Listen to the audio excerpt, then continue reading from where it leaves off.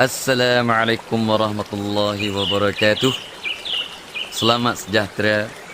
Apa khabar saudara-saudari, adik anak yang sedang mendengar rakaman kita ni. Dan saya ucapkan terima kasih dan tahniah.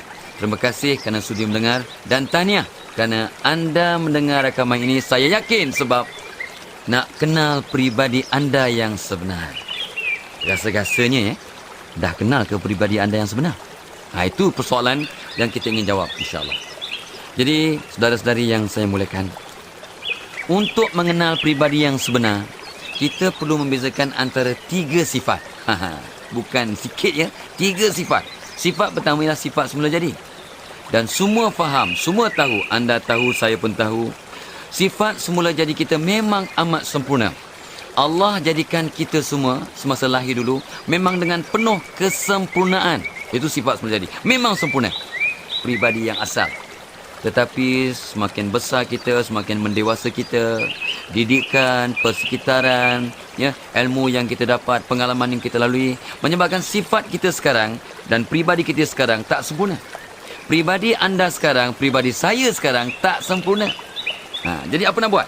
Ramai orang terperangkap dengan pribadi yang sekarang. Dan mereka tak nampak bagaimana nak membetulkan, nak membentuk semula, nak menjana semula pribadi yang cemerlang.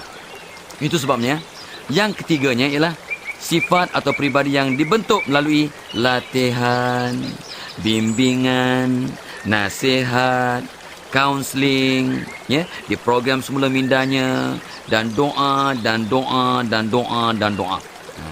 Jadi sekarang saya nak menyarankan pada anda yang mendengar dan pada diri saya yang bercakap, kita kena ubah sifat pribadi kita yang sekarang. Daripada yang tak sempurna, kita nak menjurus menuju ke arah yang lebih sempurna. Mudah-mudahan bila sampai saat kita meninggal dunia, kita berada di tahap yang Allah redha. Itu yang kita nak buat dan kita nak bincangkan selepas ini.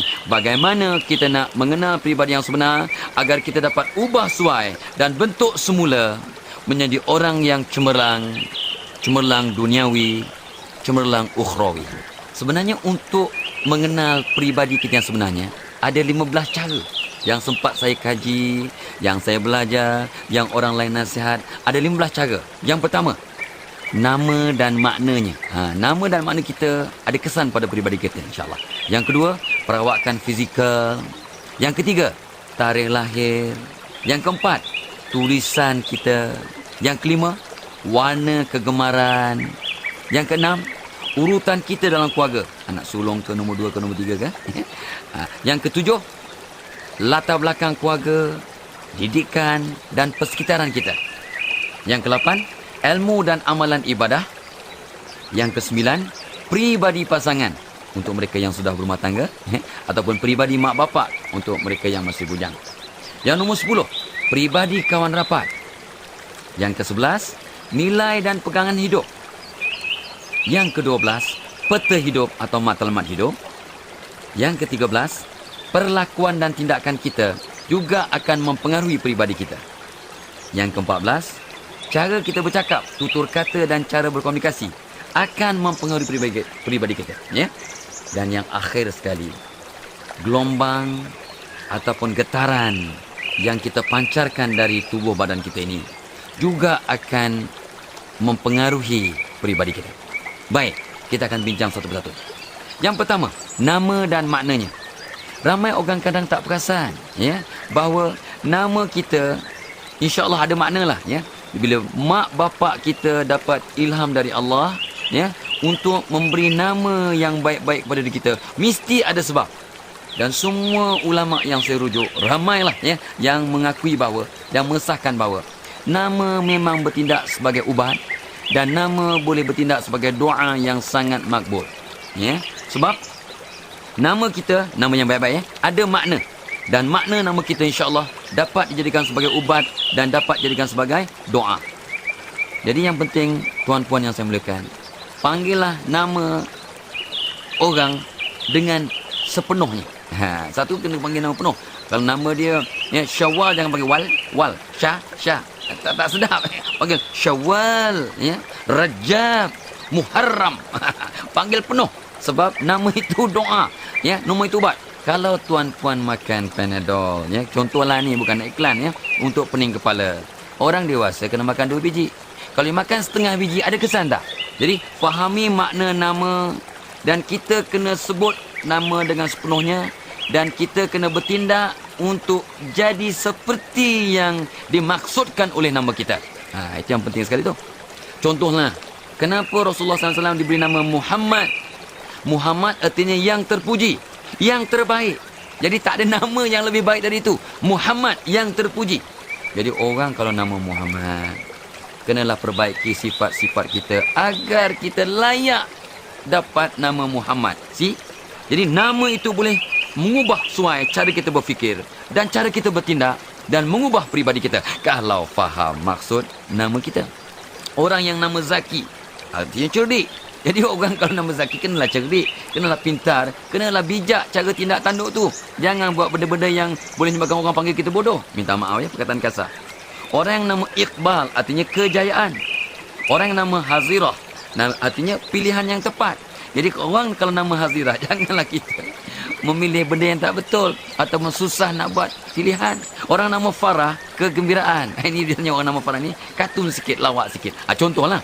Jadi tuan-puan, saudara-saudara yang saya muliakan, nama kita ada makna dan makna nama kita akan mempengaruhi tindak tanduk, peribadi kita dan sebagainya.